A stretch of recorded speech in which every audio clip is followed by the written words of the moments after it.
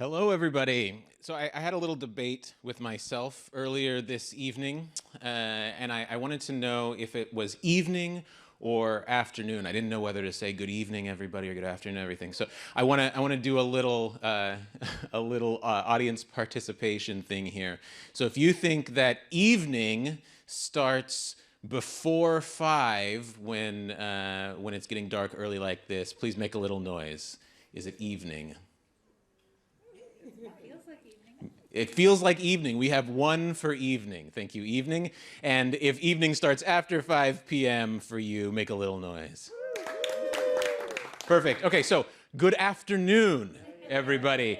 My name is Lance Gardner. Welcome to KQED Live here at the Commons inside our newly renovated headquarters in San Francisco.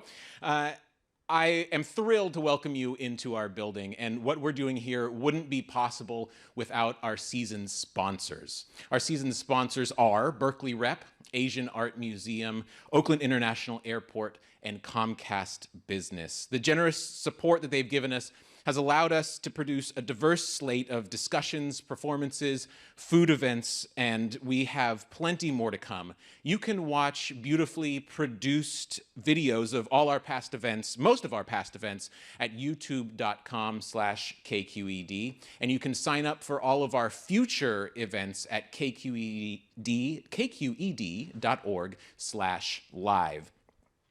This evening, our housing and affordability reporters and the co-hosts of the Sold Out podcast will be talking about eviction.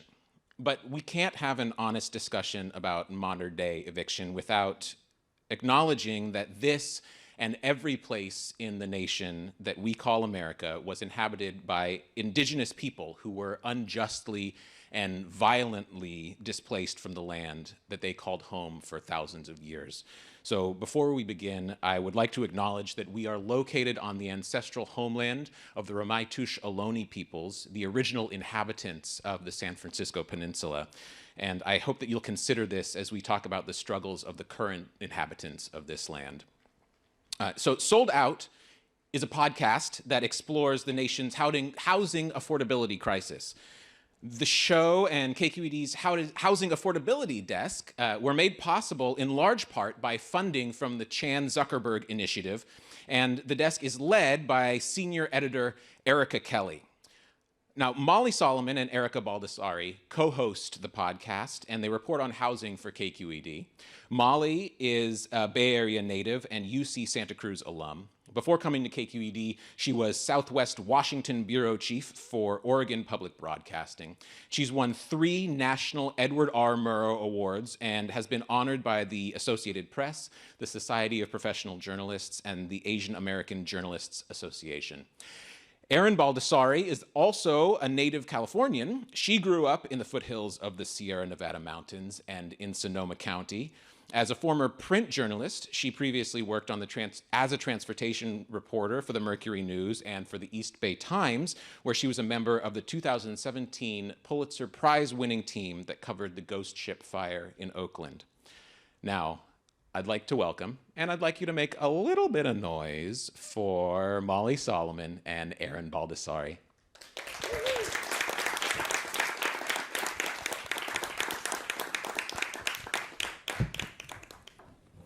Hello. Hi. Oh man, thank you so much everyone for being here. This is our first live event for the Housing Desk at KQED, and I can't tell you how exciting it is for us to see real people. Yes, not people on a Zoom screen. I know. I'm Erin Baldassari. I am a housing reporter for KQED. I'm Molly Solomon. I'm also a housing affordability reporter for KQED, and we're both the co-hosts of Sold Out, Rethinking Housing in America, this lovely podcast that you see behind us here. Thank you so much for coming out here tonight. We've got a great group of panelists that are going to join us. I'm going to introduce them and have them come out so we can have a discussion about evictions, which is going to be the focus of our second season. Tim Thomas is the research director at the Urban Displacement Project at UC Berkeley. We'll also have Tamiko Omura, executive director at the Eviction Defense Center, joining us, and Krista Gulbransen, the executive director of the Berkeley Rental Housing Coalition. Let's give a hand for our panelists.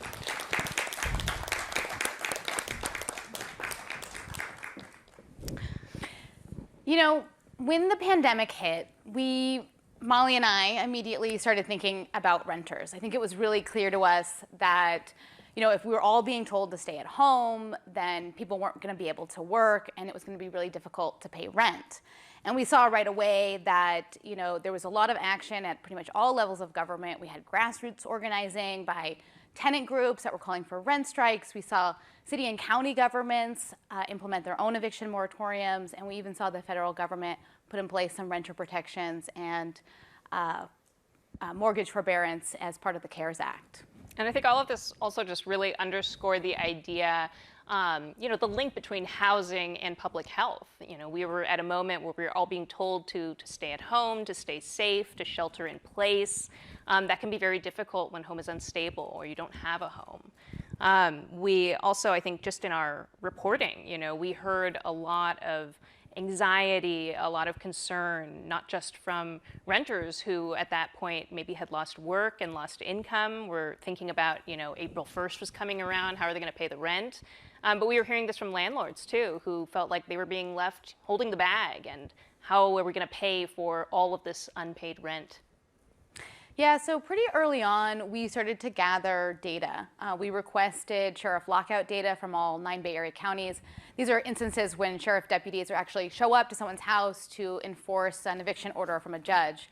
And we partnered with Tim's team at UC Berkeley to help us analyze that data. And what we learned by looking at it, you know, we really wanted to see who was being protected and who was falling through the cracks. And what we learned was that some of the people falling through the cracks were the most vulnerable members of our society. They were people with disabilities, non-English speakers, folks who lived, you know, often in the most economically disadvantaged neighborhoods in the Bay Area. And, you know, it made us really want to dig into that for this next season of Sold Out. You know, to take a step back and really investigate and interrogate the system of evictions. And, you know, when you think about before the pandemic, before all of this, you know, the data shows that over 3.5 million people were getting evicted every single year. And we know that it probably is going to be getting worse after the pandemic, and more people are going to be vulnerable. So I think, you know, for us, we wanted to take a step back, look at that, and think about what that means. Yeah, and I think we also saw it as an opportunity. You know, it was a chance to think about solutions, to take stock of what's transpired over the past 2 years, and think about how we can do things differently. So I think with that, we'll get right into it. Ann and Krista, I wanted to start with you both. You know, Ann, you're a tenant attorney, you run the Eviction Defense Center. Krista, you represent a lot of small landlords in Berkeley. And I think you've often, you know, maybe before the pandemic, found yourself on opposing teams. Always. And, you know, the pandemic hit, and you were both sort of in the situation where you were kind of, you know, both advocating for some help, calling on your elected leaders to bring down some rent relief to both help the renters that you're representing and the landlords that were dealing with a lot of missed rent, unpaid rent. So I want to start there. You know, you're both also focused on Berkeley. They were one of the first people to approve, you know, probably one of the earliest, certainly in the Bay Area, maybe even in the country, to have a rent relief program up and running. What worked well and what didn't? Ann, we'll start with you. Definitely what worked well, I would say the city of Berkeley, within 2 weeks of the shutdown, they were having meetings, city staff, to build a rent relief program. They were so proactive. It was really, really impressive. And I think it's because Mayor Adiguin, the city council, and city staff there, led by Dr. Warhus, are very, very committed to anti-displacement work. And Berkeley, you would agree, is on the forefront of already having an existing program of rent relief. So what they did was immediately beef it up. And it was impressive that the shutdown was in March. And then I think by May 1st, the program was up and running and money was already flowing into the community. So I think that was really amazing that they were so proactive. There's already been literally millions of dollars have flowed into the city of Berkeley. So being so proactive, building the system early was fantastic. Krista and I would always be at meetings and see each other and be speaking on opposite ends of things. One thing that has not worked, I think, across the board for rental assistance is that the most vulnerable people do not have access to the system. It's largely online. You have to be able to upload documents. You have to have access to technology. And the frustrating part for me was, you know, a year and a half in, was still having people come to our door at the Eviction Defense Center, seniors, people with disabilities who had never even heard of rental assistance, and just like were so far behind in rent and panicked, talking to people who had already moved out onto the street because they were so terrified of what would happen, and they would 100% qualify. So I started thinking, how do we reach a very vulnerable population, because I don't think that's working at the state level, at the county level, at the city level. And so I actually reached out to Krista because she would always be advocating on behalf of small landlords, and a lot of very vulnerable tenants live in those kind of wonky small landlord properties. And so we started partnering to reach out directly to some of her clients' tenants to try to help them apply. And they were so appreciative because most of them didn't know about it. Mm-hmm. So, Anne, you reached out to Krista, and how did that make the system work better for both of you? I don't know, Krista, if you want to jump in too. Yes, I think the way that it helped both our clients, so Anne's clients, the tenants, and mine of the property owners, was we were able to more quickly access and provide the relief. Because when this came forth, there was a lot of concern by both the rental housing provider and tenants. The government's asking for information, the government's providing the assistance. There was definitely some apprehension. And I think a lot of what Anne and I have worked together on in the past year and a half has been overcoming that apprehension and being able to assure both the tenant and the rental housing provider that this is assistance to keep people housed, period. And that is what has worked. But we both have examples of people who don't have access, either the tenant or the rental housing provider, to people like Anne and myself, and they are still waiting for that rental assistance as of today. And that's what's not working for the program. Mm-hmm.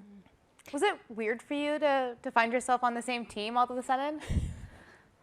I don't think that weird. I mean, I reached out to Krista, and she immediately was like, "Yeah, I know who you are." I will admit I listened to the voicemail twice because I was like, not my usual call. This is a trap. Right? Am I being recorded? But I returned that phone call within 5 minutes because I knew from seeing Anne in the community that, even though we sort of lobby on different sides of the table, at the end of the day, we were all brought together by this pandemic and the emergency nature and the fact that people are at risk for losing housing. And specific to Anne's point, and what I'm sure Tim will be weighing in on too, is that at-risk population on both sides, but primarily on the tenant side, is the marginalized members of our community. And that was important to be able to keep people housed. I want to pick up something that you said, Krista, about money is still not going out the door as quickly as you would like it to. Tim, I know that you are looking at, and this is true in California, but it's also true nationally. There's been a lot of national reporting looking at this. Meanwhile, the CDC eviction moratorium lifted in August. So, Tim, what are you seeing sort of nationally now that we have a few months of this sort of national data in terms of, where evictions are creeping up, or if they are? Are we seeing this wave that everyone was predicting? We didn't see the wave right away, but I'm very concerned right now. Actually, a colleague of mine at Portland State University sent me an article saying that Oregon is stopping all rental relief because they've run through it. Mm-hmm. Texas and New York have also stopped. And we're also coming across a season where there's, in the past, historically, Christmas, for some reason, is one of the highest peaks in evictions. It's one of the more wicked things I've ever seen in terms of, research and just looking at the data. And it's like, why is this? This is, very tragic. So far, nationally, from, data is very hard to get. There's, kind of to set the record, there are 3 types of eviction data. There's the notice, there's the filing, and there's the sheriff writ of restitution or the execution, the lockout, what we looked at. And people leave across any of those 3 periods. And What's really interesting is that filing rates for the few counties that data is available, they've been around 50 to 60% of historical averages prior to now. But there are some states that have 167% of historical average, like I think it's Arkansas right now. But what's been coming up a lot is there's been a lot of, what was mentioned before was not a lot of people knew about rental relief, right?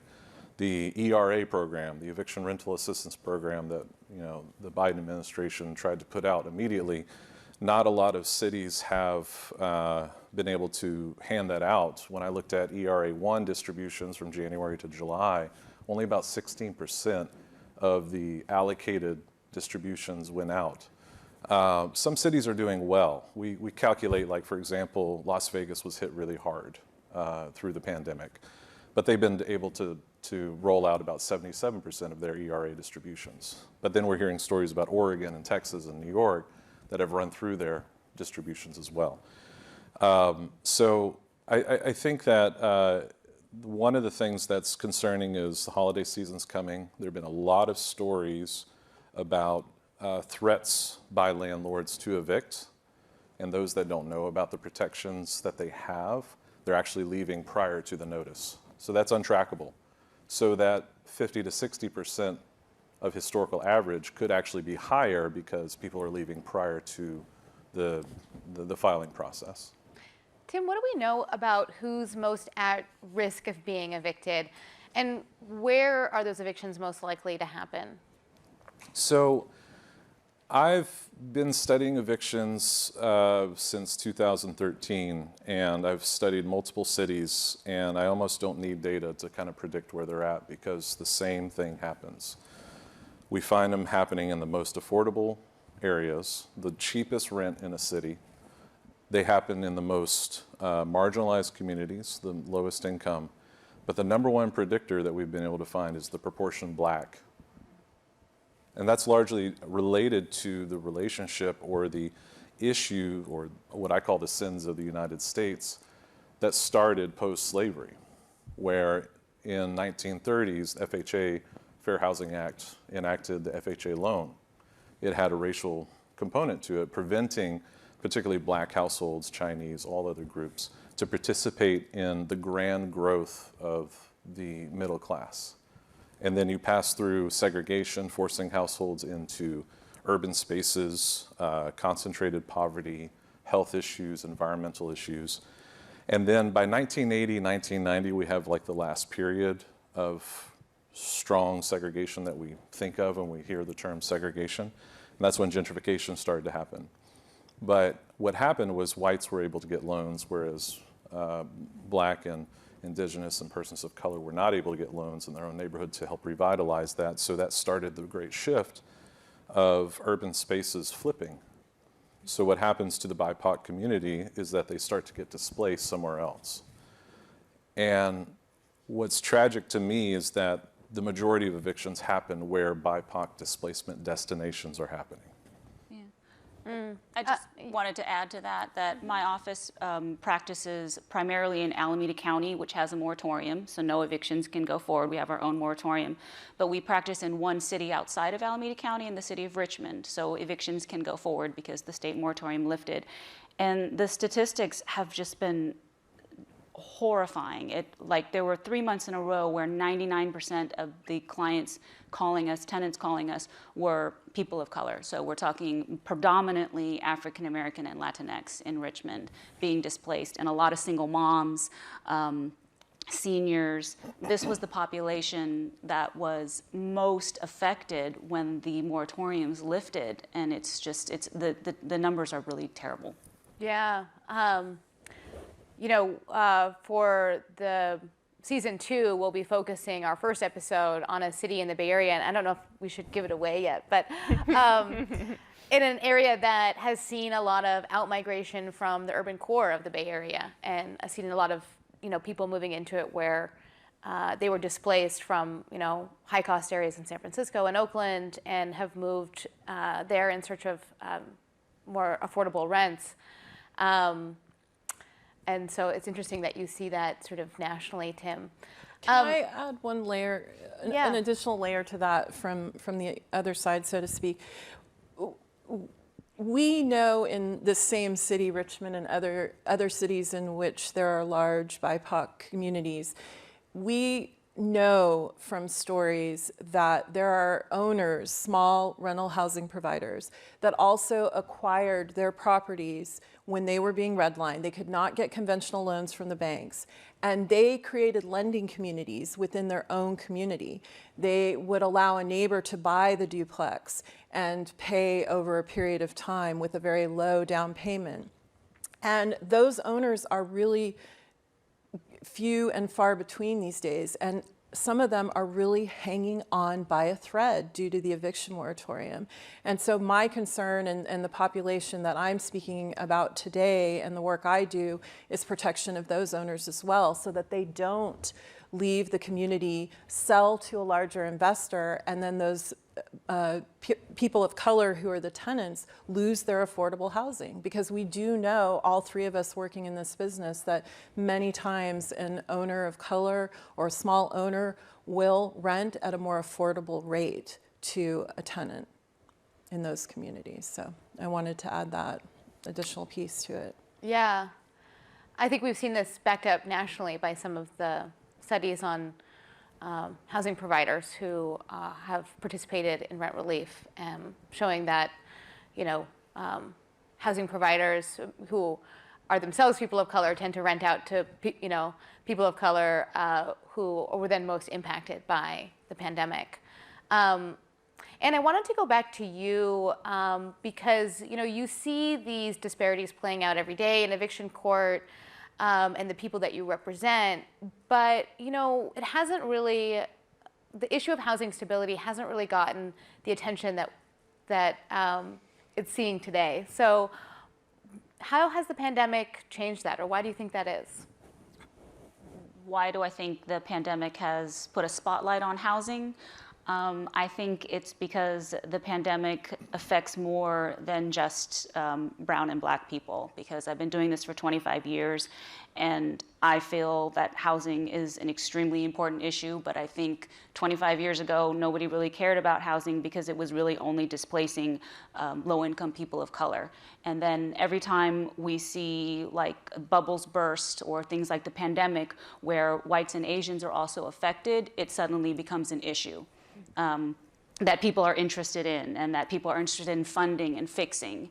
And my concern that we have talked about in the past is that once the pandemic is over, knock on wood, at some point it will be over, and it goes back to the housing crisis just affecting predominantly African American and Latinx people, that it won't be a popular issue anymore and there won't be government funding anymore. Yeah.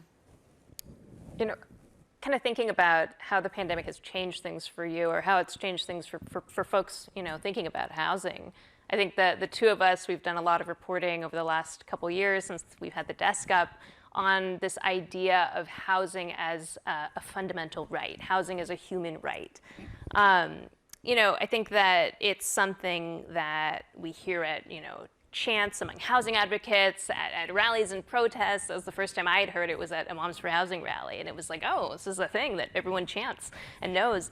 And I think that it's something that we want to, people talk about striving to get to, but it's obviously not realized. We see that in just how expensive it is to continue to live in the Bay Area. We see that in growing homelessness in, many of our cities and further out into the suburbs. I want to think about how, if it has, or maybe it's just crystallized it for you, how the pandemic has changed that idea for you. Krista, I wanted to talk to you because I think it's a conversation that often comes up in conflict with the right to property. But I wonder, for you, do you think that there should be a fundamental right to housing?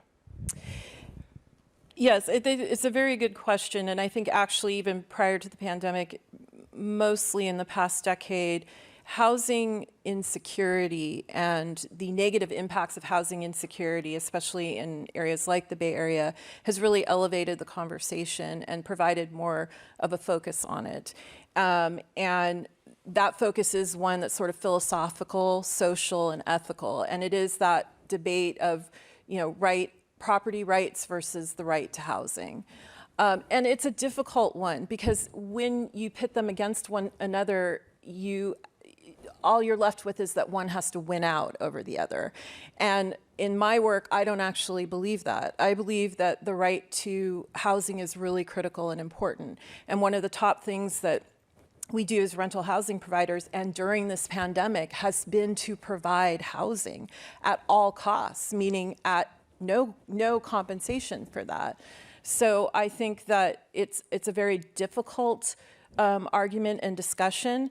And I think that evictions are not, preventing evictions is not the answer and the solution. I think the three of us sit here and try to do work that backs it way up from there to say, what are the real fundamental issues? Some of the things Tim talks about with, reparations needing to be made to our Black community members. Those are the things that are going to change the course of housing insecurity. Living wages are going to change the course of housing insecurity. Further, prevention of evictions or further regulations aren't always the answer. And so, yes, it becomes this argument of the right to property ownership versus the right to housing. Do you think that there is any responsibility, or do you think there should be any limits on property rights to ensure that we all can have a accessible home, a safe and affordable home? Well, I think, I don't necessarily think that eviction controls are negative. I think, our government in places like Oakland, San Francisco, Berkeley, and Richmond provide 13 good causes for eviction. And the top three are non-payment of rent, breach of lease, and nuisance behavior, illegal behavior. And prior to the pandemic, the majority of eviction notices and evictions in the courts are through non-payment of rent. If we look at that and focus on that, then yes, there is a way to handle that. Because at the end of the day, I'm not in the business of evictions. I'm in the business of providing housing with compensation. And so if we provide rent relief programs, not just during a pandemic, to all our community members, but to all our community members when there is not a pandemic, then I think the right to housing becomes very important and more achievable. So the answer to your question is yes, I do believe a right to housing is important, and there is a way to go about it. And I think I want to ask you the opposite question. For you, where do the tenants' right to housing, where does that right end, and where does the property rights begin in order to ensure that there's a balanced, but also still, pathway to getting a safe and affordable home for everyone? I'm not a very balanced person. I believe housing is a human right, period, end of story.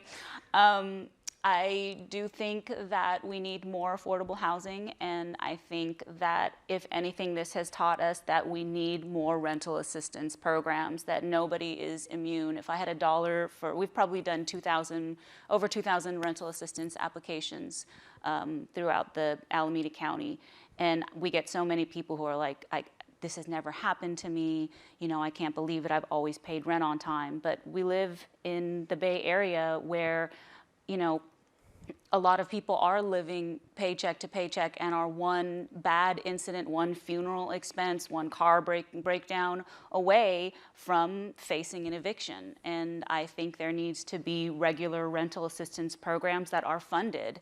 Now we have the infrastructure finally set up after this pandemic to help people out so that we can keep them housed and not increase the homelessness population.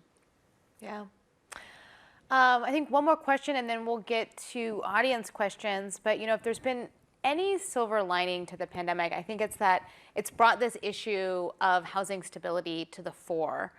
And it just showed how many people were living on that razor's edge that you were just talking about, Anne. And it really challenged the government and individuals like yourselves to come up with solutions. Tim, I know that you've been on consulting with the White House's task force on evictions. I'm curious what is going to be, what's being talked about nationally as far as solutions there? You know, a lot of the conversation was just like, what's going on? And trying to understand what, just grasping what's going to happen. And hoping to understand how to get, distributions out faster, what policies work, what don't, what's important. And, that was the large part that I contributed to and working with several other colleagues and tracking the numbers of what was going on. And, we still meet on a weekly basis. And, it's just, right now we're just trying to track that seasonal, uptick that we're seeing now. In terms of policy, I think they're very concerned about what works. And I agree with, what both of you are saying. What concerns me, though, is like some of the things that are going beneath what we see. So I believe it was in Cleveland. There's an area, 90-something% of evictions are because of non-payment of rent, right? But in Cleveland, there was a large proportion of people that knew they had ERA distribution availability. And 60% of those people said they had the money to pay rent. Now, why didn't they pay rent? There's something that's fundamentally, they're either withholding it maybe, because they were, there's so many stories that I've heard that there's been mold in a household, and someone would withhold rent in protest, and that would execute into an eviction for non-payment of rent. There are a lot of reasons of what's going on, and just from the data perspective, there's a fundamental imbalance of protections for tenants. About 95% on average of landlords have an attorney, whereas only 2 to 5% of tenants do. And that varies across different spaces. And that imbalance, I think, leads to what we are seeing as the eviction crisis, as it is. And it falls on the back of Black and Indigenous and persons of color more often because of that legacy of fundamental imbalances. And so I think that, when we've talked about at the White House about like, is it just the rental market maybe that's shifting, maybe mobility's changing, maybe there's something new. We looked at the numbers and it's the same thing that I found 7 or 10 years ago, that it was, when you control for, we ran regression models, and when you control for rent as your main variable, we find that socioeconomics and demographics play a bigger role. Female-headed households with children has a very high prediction rate, but it keeps me up at night all the time that percent Black continues to be the number one. In terms of policy, I'm curious about, what's been talked about a lot is things like access to legal counsel, like a right to counsel, maybe some sort of diversion program. Do we know if these type of policies work? Absolutely. Yeah, they absolutely work. Right to counsel in states that have enacted it have seen a very large drop. Just cause is a very powerful protection. There's a whole bevy of policies that we could implement right now. On our at the Urban Displacement Project's website, we have a list of these. If one city just were to adopt most of them, then we would likely see a large reduction. But what's really concerning, though, is there's something else going on outside of policies. I brought a slide, if I could show real quick. So we've been studying evictions during the pandemic. You two have seen this slide a lot. And what's interesting is that what we saw was that San Jose has the highest rate of lockouts. Again, remember, this is this is going to be the smallest number of eviction data points that we have, but San Jose had the largest number. We just recently updated it with July data, and before July, San Francisco only had about, I can't remember, something like 40-something lockouts. Now they're number 2 in the Bay Area.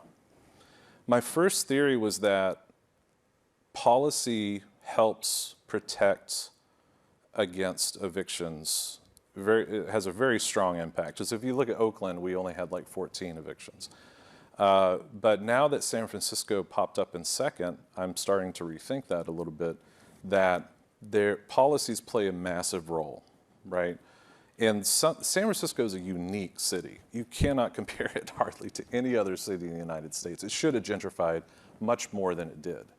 But because of the way that the city council, the mayor's office, are open to a lot of policies, and the aggressive community-based organizations raising this issue, you can see that, you know, they're advocating very strongly for these types of protections, which has definitely helped stem the tide, but there's something else going on. And I'm starting to think that when there's a city that has a very large wealth gap, such as San Francisco, you will continue to see evictions occurring.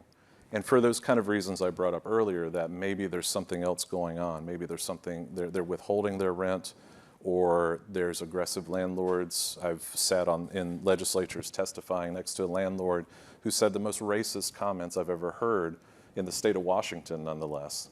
And, you know, that's not all of them at all. But there are a few, and there's just something fundamentally systemic that's very concerning to me outside of policy. But I think the first thing we need to do is implant the policies. They definitely help, absolutely, 100%. Right to counsel, absolutely, is probably one of the top ones I would push. But there has to be a fundamental change in how we view poverty that needs to happen. There has to be just a shift in how the United States and the economy and different groups operate, you know, how we treat the poor. How, you know, that to me is argument for housing as a human right, to rebalance that scale a little bit. And I would add to that, I would agree 100% with Tim. I think actually this chart and the statistics related to the July data for San Francisco, to me shows that, you know, policy is just a Band-Aid in some ways, and that we have to dig deeper. You know, as Desmond Tutu said, you've got to stop pulling people out from the river and go upstream and find out why they're falling in the first place. And something we do know from data, eviction data, Tim will tell you, is very difficult to get our hands on. A lot of it is masked. The courts are not good at giving it to us. But what we do know is that, to Ann's point, you know, a tenant is just one funeral expense, one car breakdown away from not being able to pay rent. And the reality is, once you get there, it just goes on and on. It's very hard to catch up. That is my biggest concern with moving forward and coming out of the pandemic, is this expectation by our government and policymakers that tenants are going to be able to repay this rent, or that they should be taken to court and be forced to pay this back rent, is not realistic. It still leaves both tenant and rental housing provider in a real jam. And so just pushing more policy, I don't think is going to continue to solve our problem. I agree that the income and wealth gap is extreme in places like the Bay Area, and that means a larger and more difficult conversation about how we close that gap. And that cannot be borne on the backs of small property owners. Well, if I could say, I agree with you, but I don't know when reparations will come into play. But I think right now, as a democracy, our vote and the laws are, you know, our intention as a government is to protect the most vulnerable. And so without that, until we have reparations, until we have, you know, this equity, this equality, which we have to fight for, we have to have policy in line. Because without the policy, we'll continue. You're exactly right. This is cyclical. Nothing is new. None of this is new. It's another recession, and it's again, you know, crushing those that before the recession were hurt. And so it's like, either, you know, let's start marching and get the reparations going. But in the meantime, I think the policy has to be considered. And, you know, I think it's a very important. I think the policy, yes, the policy has to be considered, and it needs to be for those who need it. I think that's another thing that's come out of the pandemic, is that we have, and Ann and I both know this in working behind the scenes and and cursing over text late at night at our government, that there are people out there who aren't paying rent that could pay rent. And they are for whatever reason. And then there are people who are really hurting and need that help. And those are the people that all three of us here, I think, want to help. And so, you know, means-based, means testing for that rent relief, which is what's being done right now with the rent relief program in the state, is important. So we need to get it to the most vulnerable community members.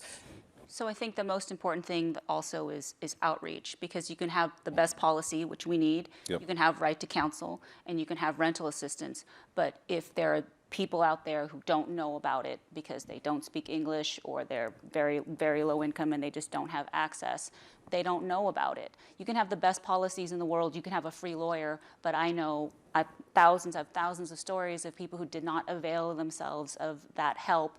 They could not, you know, get to court, even get an attorney, and try to get rental assistance because they didn't even know about it. So I think all of that is important, but we need to be getting out into the communities and spreading the word. And I think part of the problem with the pandemic is everything has moved to remote and online. And so we've lost the people who are actually out on the street, out in the neighborhoods, getting the word out. And that's the frustrating part for me, because I do rental assistance applications, and you know, when I see them, I know this is not the population that's most in need. This is somebody who had access and could upload all their documents and get into the system. We see very few from folks who really, really, really need the assistance.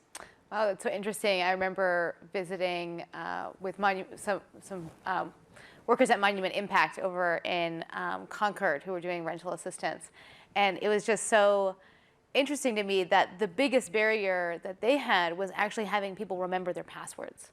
Because like these are people who didn't have email addresses, they didn't have like, you know, email, they had to set up a new email account because they'd never used email before, or, you know, like hadn't used their account in forever and set up, you know, once, or they couldn't really use their phone all that well, you know, they were elderly or they were disabled or they were just like, you know, they didn't speak English, you know, so it's just like all these things that, yeah, I mean, it was just really, the challenges, you know, you think about something so basic as like a password, you know, being a real obstacle to folks.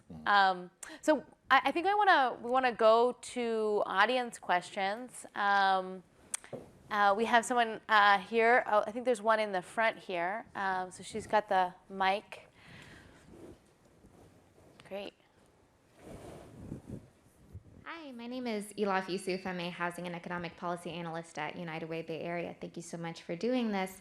One of the questions I have for Krista and Ann is you mentioned that tenants and landlords who don't have access to folks like you guys might face additional barriers to the ERAP program, and we're working closely with legislators on how to improve that. So I'm curious, what aspects of those additional services that you provide do you think local governments or even the state might be able to take on to take that off of your backs and maybe make that more routine for the ERAP program throughout the state? Wow, that's a good question. I mean, I feel like we definitely need more people on the ground in the community. One thing that I thought that Alameda County has done well is to try to partner with different community agencies that were not necessarily housing agencies, that were just implanted in the community and had those roots. It's really interesting. One thing I've noticed is that when I get assigned applications and I look at them, and the ones that somebody at a community center has filled in by hand and uploaded for someone are the people always who need it the most, who have the lowest income. They're like 10% AMI, disabled, seniors in the household.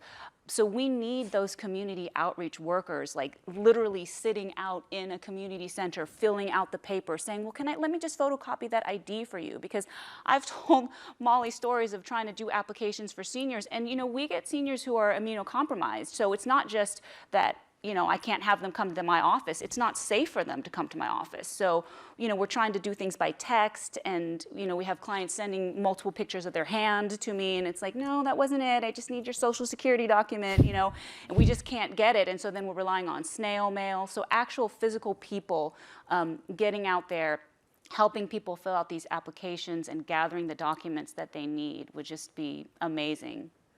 I would agree. And when you said what can the government do to take it, out of our hands, I say don't give it to the government would be number one.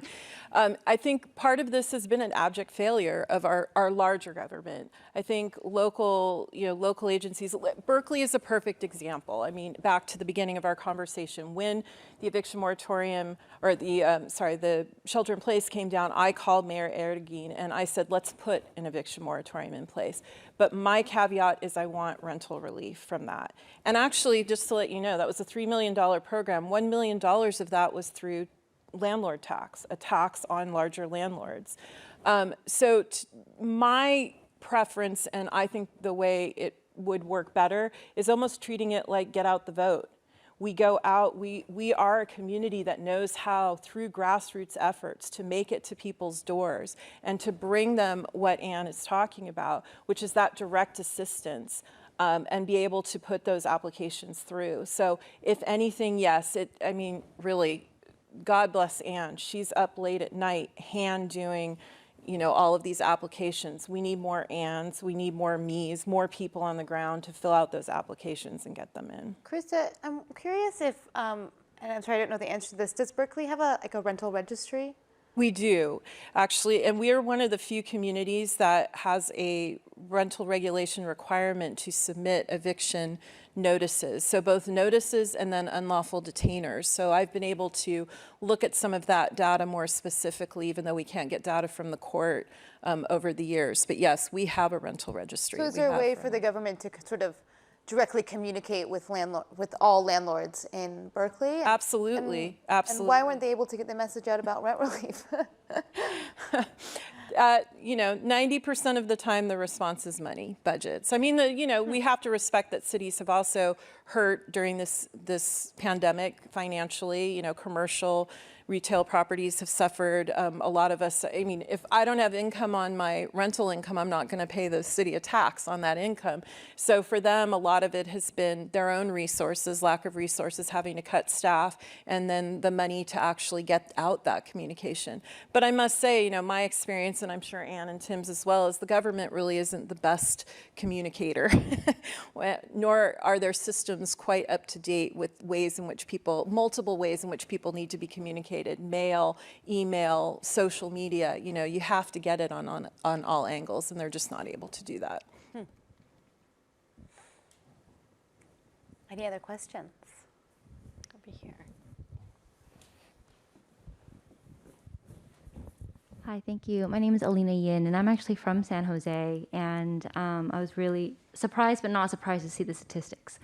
And I wanted to ask about your knowledge, anybody on the panel, about the representation on planning commissions and how those zonings and city design works versus its correlation, if any, to gentrification and displacement.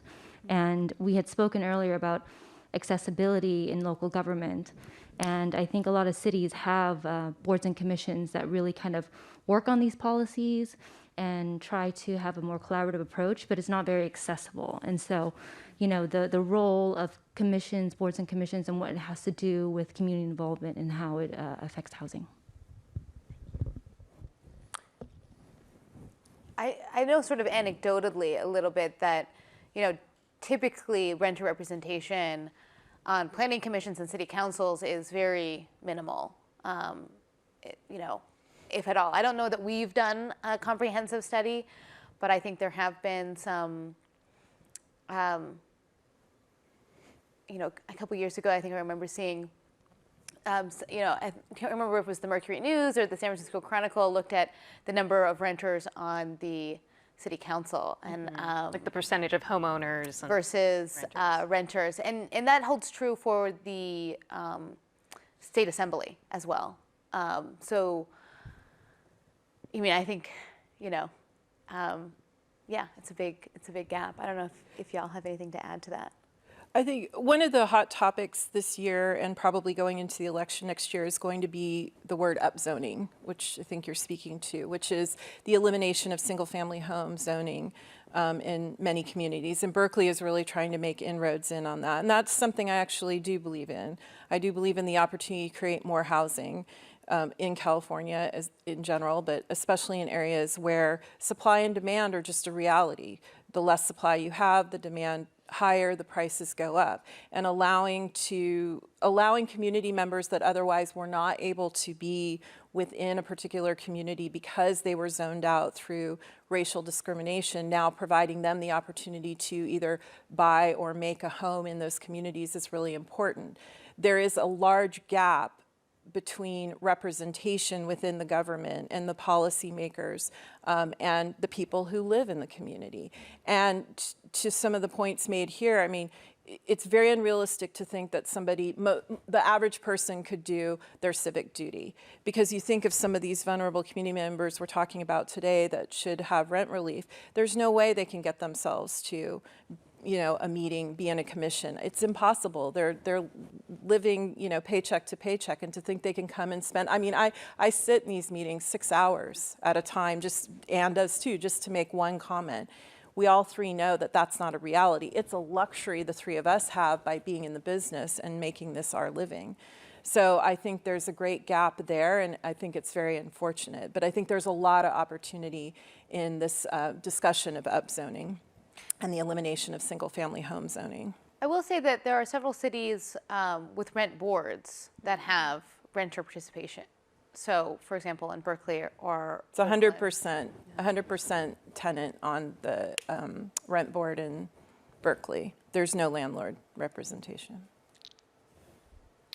So that's one area of government where I can think of where there's some more renter, representation. If I could add to that Yeah. too, if that's okay. I think that your point is very powerful about the time that it takes, and so how do we fix that and replace that? And I think that's something that I've been noticing that I want to study further is the effect and the frequency of community-based organizations that can represent tenants on the ground that make their time and effort to do that. I've just been insanely impressed with San Francisco's organization, just atmosphere, and it's there's a monthly meeting with the mayor's office, and there's over 100 CBOs talking just about evictions once a month, and it's like that's great. That kind of model should be passed on to other cities and almost required and funded, because of that exact reason that it takes time to do that. So to some degree, it's almost like having your own representative, to talk on your behalf. And in addition to that, too, it brings up another issue about design of markets and the economy. And one thing that we talk a lot about is the 3 Ps. Whenever a development goes in, or a plan or a policy goes into place, we should really consider 3 things while we're going into it: protection of tenants, preservation of existing affordable housing, and production of more affordable housing. And to do that, if that kind of approach is not baked into the beginning of any kind of development or as we're moving forward, then we will see displacement, hands down. So that type of framing and encouraging support from representation. I'm really glad you asked that question, because I think that's a fundamental issue of how do we bring that representation in more? And there are great examples around it, especially the Bay Area. I think the Bay is actually, there are some really good national examples that the Bay can provide. So, yeah.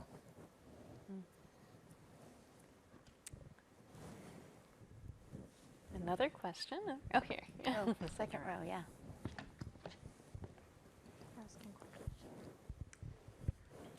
I'm not even sure how to start with this, but I think I have to start by saying the language that we use in having this conversation is a problem.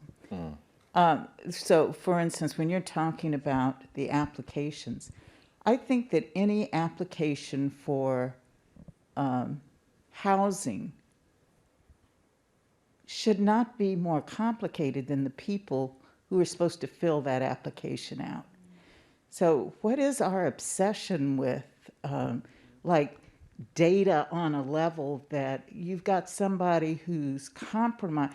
And you know, I think I live in East Oakland, right off of East 14th Street, International Boulevard. And the more people are displaced, the more mentally displaced they are too. So we're, you know, and the something that is undergirding all of this is just racism. Today's racism.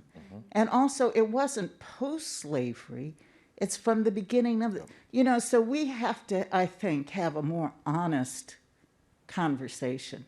That 70% of the homeless people are Black is unforgivable. And I hear people talking about BIPOC. There's some other longer acronym. What is all of that about?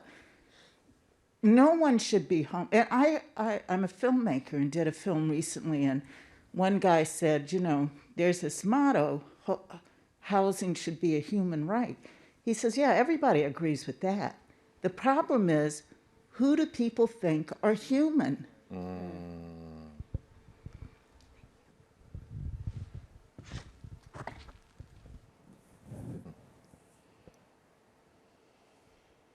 you for that comment, and thank you for having this conversation today. My name is Ixchel. I'm a housing advocate here in San Francisco. I wanted to bring to the table a conversation again about this housing as a human right, and we're talking about who are the most vulnerable tenants or who are the most vulnerable people. And there hasn't been a lot of conversation about people who have subsidized housing and what federal subsidies add to this conversation, how they continue to complicate this conversation, the addition of who is a deserving tenant or not. So I'm just curious if, I also don't have a very, I think, formulated question about this, but I'm missing this aspect of, if we're talking about vulnerability, we need to be adding the conversation of people who hold subsidies, when these subsidies are continued to be underfunded, when public housing is continued to be taken away from people. So that's, I guess, a commentary. I'm glad that you brought that up, because this was actually something that we noticed when we looked at the data of who was being locked out. And we saw that, for instance, in San Francisco, about half of the lockouts were from subsidized housing. So supportive, affordable housing sites. And I think this is going to be a topic of much, you know, we really decided that it deserved, you know, a deep dive. But I think part of that was because we were looking at, you know, really just the pandemic. And we are actually going back and looking at pre-pandemic lockouts also to get a better understanding of sort of what the baseline was and how that changed. But it really showed that even though that these sites were intended to have, you know, supportive services available to the residents, that they really weren't getting the type of help that they needed to stay stably housed, and therefore were being evicted as a result. So I don't have anything else to add about that, but I'm glad that you brought that up, and it's definitely something that we're going to be looking at in greater depth. I will say that in a lot of states, subsidized housing, like, you know, public housing authorities are within the top 10 evictors. And it's a very common issue. And I was actually on a board meeting one time with a particular city's public housing authority, and one of the executive members says, yeah, it's because of non-payment of rent. That blew my mind. I was like, this is the population you serve, right? Why is it non-payment of rent? I would expect it was like someone got caught on camera bringing somebody over that didn't sign in the front door, you know, in the front office kind of situation. But in reality, there's something, and that goes back to what I was saying much earlier about there's something like, it's not just non-payment of rent, there's something going on, and I think we need to disentangle that a little bit more. And we can't just do that with the data, that's you know, it's an important dynamic to really, really consider. Well, what was interesting too is that this, the data that we were looking at was just during the pandemic, so non-payment of rent was off the table. Right. And then when we started to kind of dig into some of the cases, we realized that, it was someone with, who was bringing in, things that he found from outside and had trouble keeping his room clean, and he had someone, helping him manage, cleaning the, keeping the room clean, but that, but then he violated the rules on another occasion, so they were evicting him because, so it was like, it's a very, they're all very sort of complicated, complex situations on that side. But I think in the non-pandemic times is going to be interesting to add that data in, because it does seem like it's, while the data that we were looking at showed this was a particularly acute for people during the pandemic, it's clear that this is an issue during, normal times also. It concerns me too that you say it like that too, because that individual may need some extra support. So they got evicted because there wasn't that support built into the system already. Right, So it wasn't even their fault. Right. We see that all the time. Yeah. Well, I think it begs the question of where do people go? Yeah. It's like this is sort of the housing that we've created to help the most vulnerable have an affordable place, and probably the last affordable place in the Bay Area. And so if the root of the problem for a lot of these evictions is failing to pay rent, not enough affordable housing, if they're getting evicted from that, I would imagine that a lot of people probably end up homeless next. Right. And I just remember the attorney saying, like, this doesn't make any sense. Like, here's someone who just went through, had been homeless previously, went through the whole system to get housed, now is in housing, and now we're going to send them out to be homeless again, Well, and I think on the flip side of that, it's true, and even pre-pandemic, we all know, the three of us have been in this business for a while, that there are always people on the edge. And if you're at the lowest cost housing possible, you're in affordable housing, whether subsidized or through a community member who provides that housing, you are just one step away potentially from being on the streets. And that has always been an issue, and that is due to systemic racism and other parts of society and problems within society that are endemic to this that really have to be addressed. We have to treat this from a holistic perspective. When we try to just treat it from one little piece at a time, yes, it's a stopgap measure momentarily, but ultimately it keeps the three of us really employed, because we are constantly here battling these particular issues. And until we can coalesce around that, I think that's where Ann and I have really tried to work together in this past year and a half, is to coalesce together to say, we've got to make a difference and we have to make a change here. Because people are just one step away from being homeless on the street.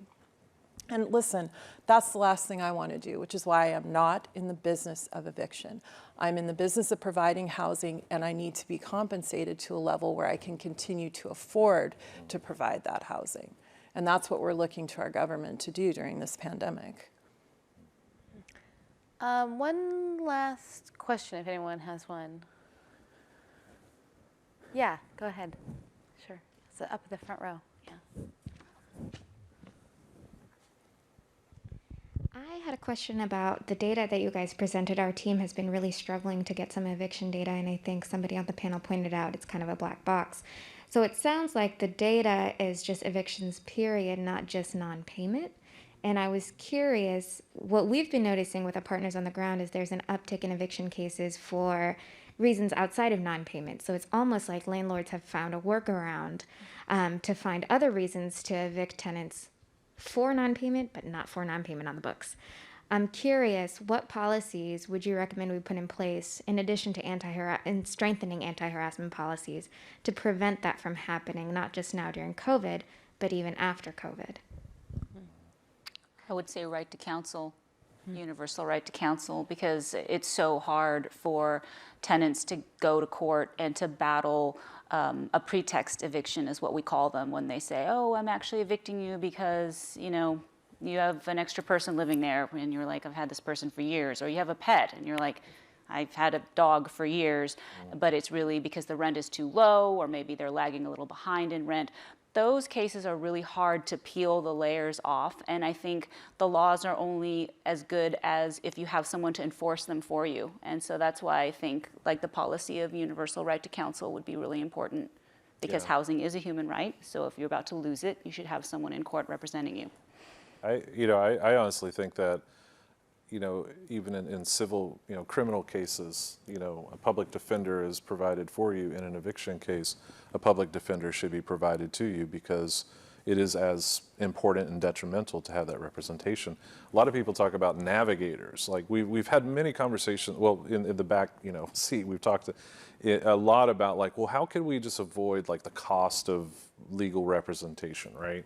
It's very expensive. But the problem is, if you don't just take it straight to legal representation, no offense to folks that are navigators, they don't have the legal knowledge, and they don't have a lot of the expertise on how to handle that case. And so at this stage right now, where we're at right now, we really need that full-fledged, legal representation across the board. And if you have an eviction, you should be handed information as well as the number of your attorney. Yeah, I mean, I think the right to counsel really comes in on those on cases that are not related to non-payment of rent.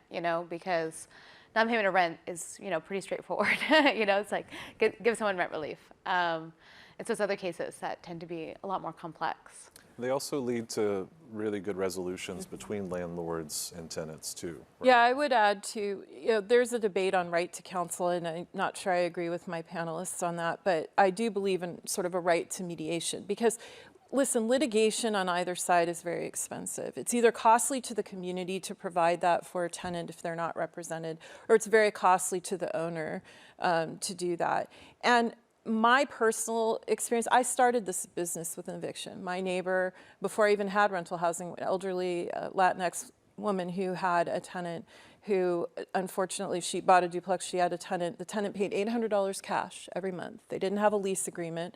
Tenant was from the church, local church. They were church members together. She died in the unit, and her adult daughter squatted and didn't pay rent for a year. And I learned how to file an eviction in court, and I went to court on behalf of the owner, and ultimately the tenant got to live there for free for a year. And I thought, this is crazy. This can't be real. And it would have been much better for us all to sit down and try to work something out instead of going to the court system. But I fully agree with Tim that in order to do that, you do have to have people that know rent regulations, laws, and all of that, so that you can come to a fair and reasonable conclusion for both parties. That's critical. I mean, I don't think that most tenants walking into housing court even know that that's an option, that they could make a deal, that there's an option besides just having to pay the money they don't have, or walking out the door and getting evicted. That's why we have a very high default judgment rate too.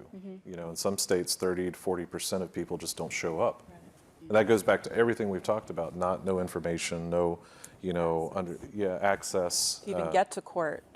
Yeah, we all fought sort of in Alameda County, the eviction court was moved to Hayward, and so there was difficulty in just tenants getting to court to actually be present in court and to get things settled out. So there are a lot of barriers to coming to resolution on that, and I'm not sure providing counsel is an absolute end to figuring that out.